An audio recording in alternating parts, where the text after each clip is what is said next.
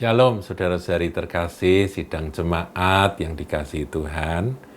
Kita akan lanjutkan tentang janji kesembuhan yang ada di dalam firman Tuhan.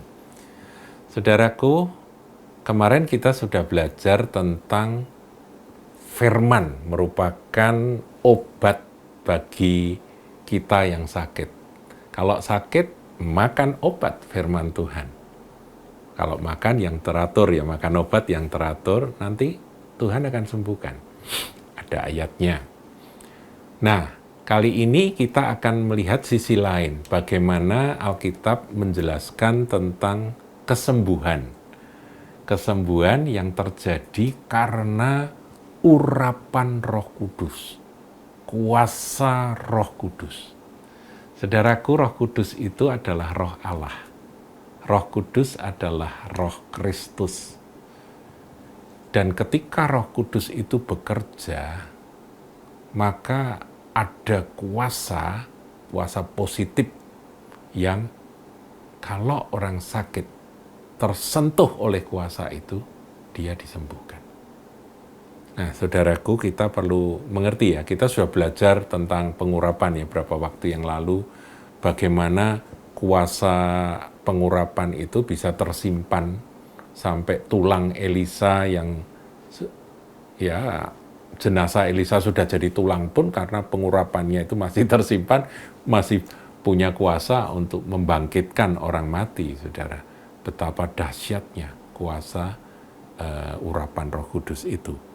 Nah, sekarang kalau misalnya kita sebagai orang Kristen, kita menderita sakit, sarana kesembuhan bagi anak-anak Tuhan yang sakit itu salah satunya adalah pengurapan.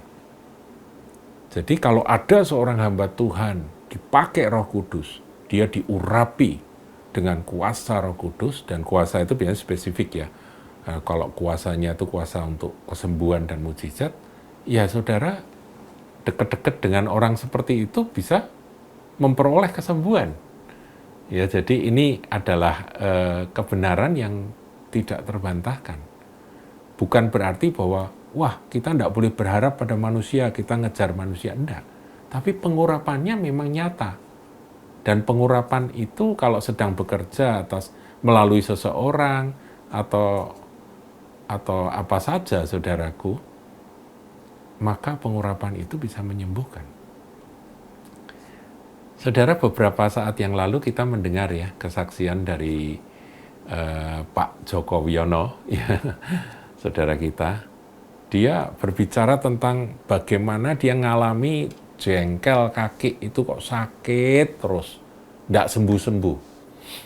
Orang bilang asam urat lah, sampai pincang-pincang. Padahal itu Pak Joko Wiono itu kalau saya dengar ceritanya, dulunya dia seorang pelari loh, saudara. Pelari 100 meter, ya waktu masih muda. Kok bisa sakit kakinya itu kan ya repot ya. Nah, satu kali tiba-tiba kok Roh Kudus pimpin dia untuk masuk dalam pengalaman seperti yang disaksikan itu.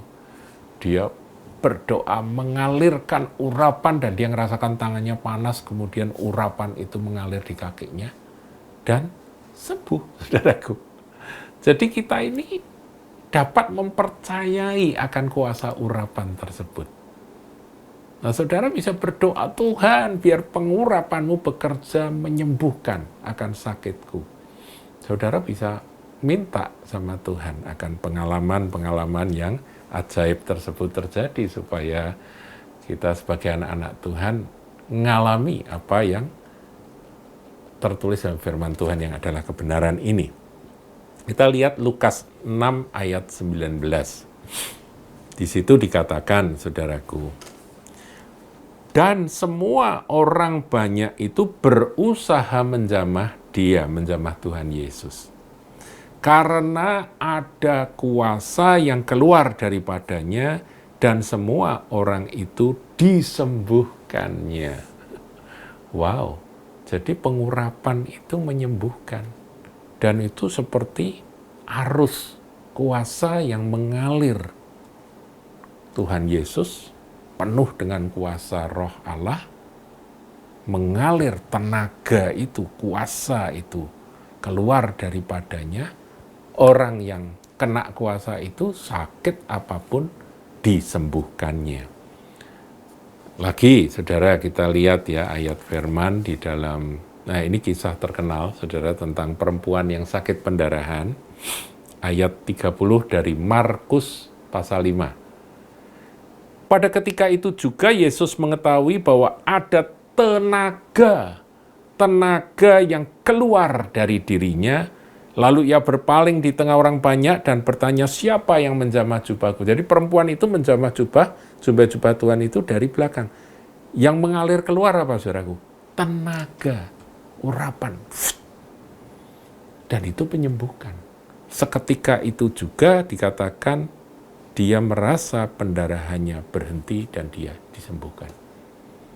Dan Tuhan Yesus pun juga merasakan akan aliran kuasa urapan yang dia sebut dengan tenaga yang keluar melalui jubahku itu. Siapa menjamah aku? Murid-murid semua protes. Orang berdesak-desak semua megang Tuhan.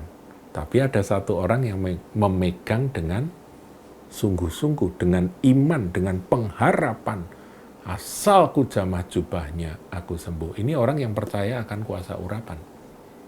Perempuan ini. Paham ya saudaraku ya. Jadi pengurapan itu memang dahsyat sekali. Ya. Saya pernah punya pengalaman, tapi waktu itu saya belum paham saudaraku kalau itu pengurapan ya. Ya cuman dialiri saja. Pengurapan itu mengalir. Jadi pada waktu itu kami ada 6 orang mendoakan seorang yang buta, seorang anak umur 18 tahun, anak STM itu ya, STM di Jakarta waktu itu. Dia berbaring, saudaraku, karena matanya buta dan lumpuh, karena ada kanker otak. Nah, matanya melotot, nggak bisa lihat, kasihan sekali, dan lumpuh, jadi lemah, kurus gitu. Nah, waktu berdoa, itu ya namanya Tuhan mau kasih pengalaman buat kami ya saudaraku, dan saya pada waktu itu yang mendoakan, saya pegang kepalanya dan saya berkata, dalam nama Tuhan Yesus jadilah sembuh. Nah di situ saya ngerasakan ada aliran.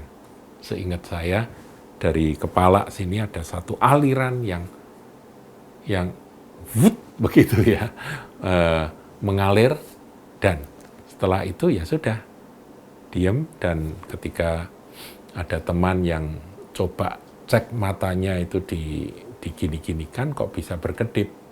Wah, kemudian saya tanya, sudahkah kamu melihat? Apakah kamu sudah melihat? Dia ngangguk-ngangguk. Kemudian dicek, ini 1, 2, 3, semakin menjauh bisa. Wah, iman bangkit, saudara. Pegang pundaknya, saya pegang pundaknya, saya angkat berdiri, dan saya katakan, dalam nama Tuhan Yesus berjalanlah, dan dia pun berjalan. Saya tanya, ini siapa? Ini bapak. Ini siapa? Ini ibu. Padahal bukan orang Kristen, saudaraku. Jadi pengurapan itu nyata. Masalahnya pengurapan itu kan satu substansi surgawi yang datang dari Roh Kudus, dari kuasa Roh Kudus. Jadi kalau saudara akrab dengan Roh Kudus, saudara bisa tumpangkan tangan atas bagian yang sakit apapun, dan berdoalah dan berkata, biar mengalir akan urapan yang menyembuhkan itu, dan aku pun akan disembuhkan.